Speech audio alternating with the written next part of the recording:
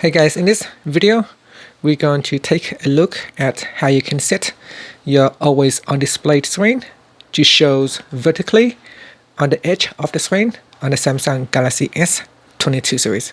So you can see here on my always on display, it shows on the side of the left hand side or the right hand side of the screen. To do that, first let's go back to the home screen, and then from the home screen, swipe down at the top and tap on the settings icon. In settings, you want to go down and tap on lock screen. In the lock screen, tap on always on display. Make sure that always on display is turned on. Then we go down and tap on clock style.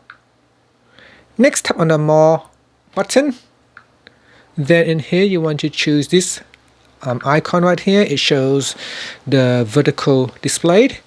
Alright, and after that, at the top here, if you want to change the position from left to right or from right to left, tap on the position button, and this will allow you to align the display on the right hand side or on the left hand side.